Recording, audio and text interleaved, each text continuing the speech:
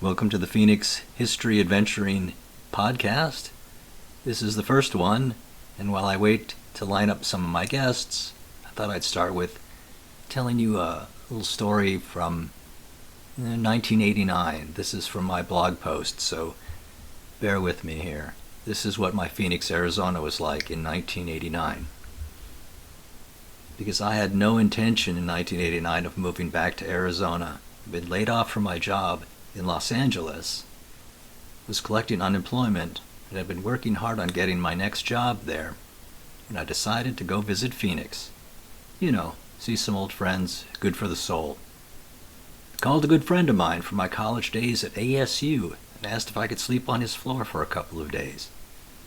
I remember calling the number and talking to his wife and being so surprised that she'd gone from just speaking Spanish to being perfectly comfortable talking to me on the phone in English in just 6 years.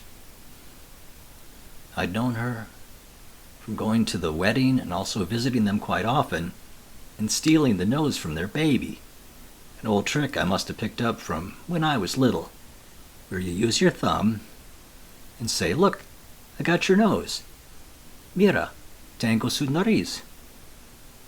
It was summertime, and I'd forgotten how hot Phoenix was, even at night. My hosts were out when I arrived. They hadn't specified a particular time, and I tried to stay comfortable in my car. Even after sundown, it's crazy hot in Phoenix. Obviously, living in California had made me forget that. I've always loved just roaming around and sentimental journeys, so I would just get in my car and drive. And just for fun, I stopped at an apartment complex to ask how much the rent was. I was amazed. It was a nice place and much cheaper than my place in Canoga Park, which is a suburb in Los Angeles. And I can remember the lady saying, "Now it would be a little more expensive if you wanted to live on the golf course." Yes, it was on a golf course. I went back outside, figured where the best place to be was, and a few minutes later, I had signed a lease. After I did a quick run back to Canoga Park to get my stuff, yes, I lost my deposit, but who cares? I spent a lot of time at the Greens, which is the name of the apartment complex, lounging around the pool.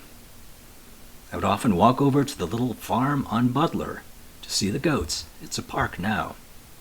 And I would just walk through the neighborhood, marveling at how wonderful it was.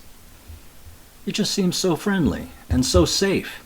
Even the goats seemed glad to see me. I didn't grow up in Phoenix, but when I came back there, it was a feeling of coming home that I never felt anywhere else. I decided to stay in Phoenix, and eventually I bought a house in Glendale, where I hope to spend the rest of my days. And there it is, the first podcast. Talk to you later.